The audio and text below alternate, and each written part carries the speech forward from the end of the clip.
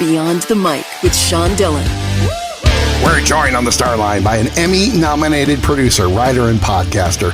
You've seen his work on HBO and Fusion. Latest project examines stories behind Latino movies over the last several decades. He loved watching TV with his abuelita and wants you to listen to More Than a Movie podcast. We welcome Alex Fumero. Hey, Sean, thank you so much for having me on the show. I really appreciate the time to talk about More Than a Movie and let me nerd out on some Latino movies here with you. Alex, let's go beyond the mic. Your life in TV was filled with the need to create. How does More Than a Movie help not only your creative side, but your ability to honor the creatives who shone bright in Latino cinema? Yeah, look, man, I grew up in Miami, Florida, a place where you're probably better off speaking Spanish than you are English, you know? And but I'd look on the TV and I just didn't see a lot of people who reflected my culture, you know? I remember watching movies as a kid and seeing Daniel-san in Karate Kid and going, hey, well, that kid's Italian. That's like, I guess, kind of close, you know? And that was about as close as it got. And so, you know, when probably too young, my parents took me to go see Godfather 3 in theaters. And I saw, maybe at 8 years old, a little young. A wee bit. And I saw this guy, Andy Garcia, a Cuban guy who had grown up on Miami Beach, just like my mom, on screen, playing Vincent Mancini and taking on the mantle of the Godfather. My mind was blown. I decided in that moment I was either going to become the leader of an elaborate organized crime family or go into Hollywood. And I chose the dirtier path. I went into Hollywood. Much dirtier. Way dirtier.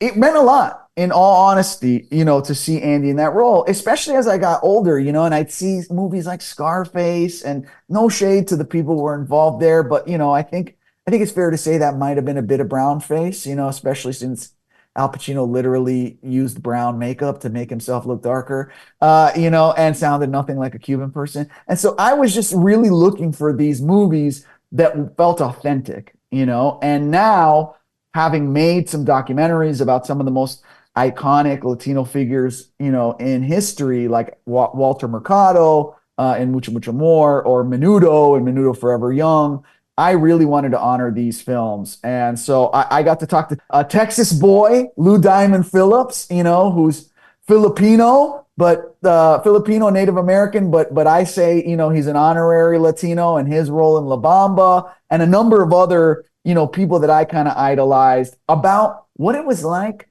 behind the scenes. Not like, you know, the typical interviews you see on TV. No, what it was like to just be a kid in Texas and get flown out to LA and not know, you know, sleeping on somebody's couch or on the floor in the casting room, that kind of thing. How did examining Edward James Olmos, Andy Garcia, and Lou Diamond Phillips change the way you see yourself? Well, you know, I think in part it shed some light on what we need to do today. For me, when I think about how do I get more of these stories told, how do I get more Latinos on screen, these are success stories, right? So for me, it was a lot about, one, you know, they were very open to collaborating with a lot of folks who weren't necessarily Latino, you know, and so a lot of what I learned was about allyship. It was about how we can all work together to kind of make our dreams come true. And as frou-frou and, you know, pink cloud as that may sound, you know, it's really important, because sometimes the reaction is we have to, you know, pass these kind of purity tests, or, you know, or forget it. We're going to ignore this particular group of people. And what I saw in each of these movies that I looked at were people who were willing to put together a kind of coalition to build just a great piece of work, you know, to make a great movie, you know, and that ultimately was the story. His podcast is More Than a Movie. Alex Fumero joined us beyond the mic for the Rocking 8. Alex, all this is 8 random questions. Got it. Answer with the first thing that comes to your mind. There is no pressure. Great. Favorite role in experimental theater in New York? Eric N's Concepcion, where I was a naked 8-year-old. Which comedian makes you laugh with just a smile? Chris Garcia, my friend Chris Garcia. How about your favorite memory of Sundance? Oh, wearing Walter Mercado's capes on the red carpet. Alex, what's the best thing about your friend Kareem? Oh, he is eternally positive somehow. Favorite class at NYU?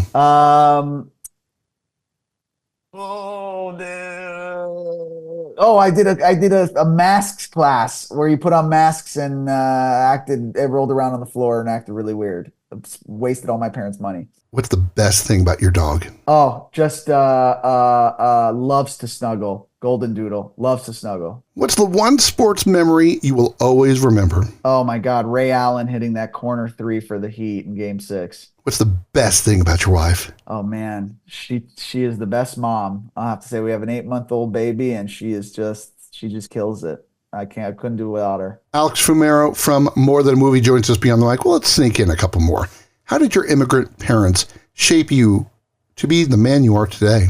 Oh, it's like a bar I can never live up to, in like the most positive way. They're just so hardworking and they're just genuinely good people, good ethical people. And I strive to live up to that. As people listen to each episode, what's the biggest takeaway you want them to take from the show in its entirety? I want them to hopefully see themselves in these people and realize that there's actual human beings behind all of these movies. And so when we talk about representation of all kinds, right? We're not talking about PC culture, woke this, woke that. No, we're talking about people with jobs who want more jobs and want to do what they dreamed of doing their entire lives. That I want them to connect to the human beings. Creator of More Than a Movie podcast, Alex Fumero joins us beyond the mic for one big question. How has this show changed the way you see and what's in the future in Latino cinema? I think it's made me think that we need to create more pathways for Latinos and other minorities to get into Hollywood that involve paying like the entry level positions, right? If we don't create these kinds of entry level positions, it's going to be impossible. As much as we think we've made progress in the Latino representation space, we have not. We're only 4% of on-screen roles, but 20% of the population. And I would argue it was somehow easier to break into Hollywood as a Latino when Andy Garcia did it in the early 80s than it is today. So, and a lot of that is money. We can't have unpaid internships. You can't wait tables all day. These are working class Latino kids who want to work in Hollywood. You gotta create jobs for them. And that's the only way it's going to change. Where can people find you online? I'm at Angry Yuka on Instagram, and More Than a Movie. Please just look up More Than a Movie on Spotify, Apple Podcasts, wherever you get your podcasts, and check it out. He wasted his parents' money on a masks class, once played a naked 8-year-old, and wants you to hear More Than a Movie. Alex Fumero, thanks for taking the time to talk with us today. Oh, man, thank you so much. This has been a great interview. Thank you. And that, my friends, is a Beyond the Mic shortcut.